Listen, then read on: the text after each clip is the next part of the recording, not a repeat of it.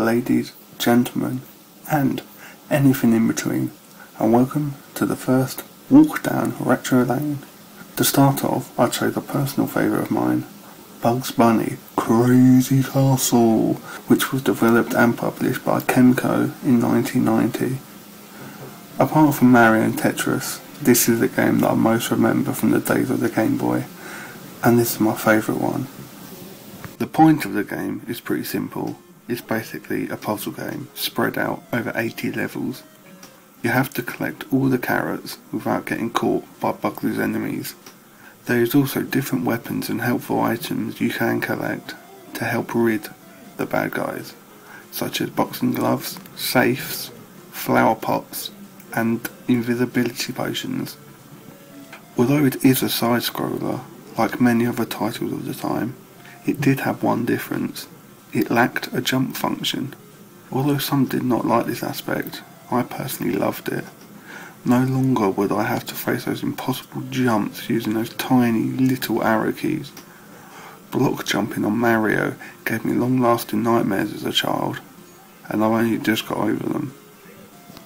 Although the game is simple, it can get pretty complicated, and especially cluttered on the later levels, with tubes and doors scattered all over the place.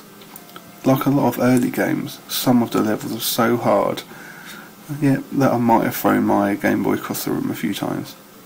As the levels progressively get harder, it really makes you think about your next move as you try and avoid the clutches of Sylvester, Wile E. Coyote and pals.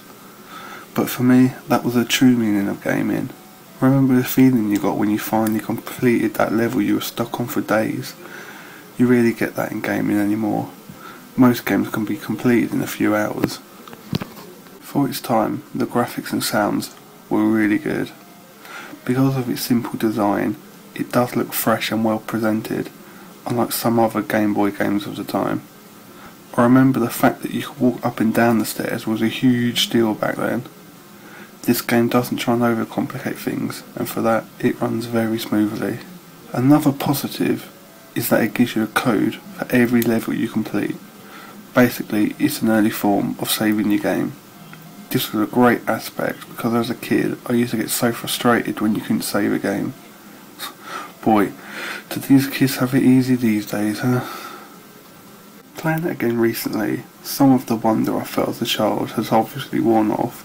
Okay, so the gameplay can be repetitive and the music can drive you close to insanity, but it is still really fun, and if you can get hold of the original Game Boy cartridge or an emulated version, then definitely check it out. You'll have lots of fun. Playing this as an adult hasn't dampened the love I have for this game. It is a classic, and one of my all-time favourite games. Bugs Bunny, you long-toothed rascal, I love you, and always will.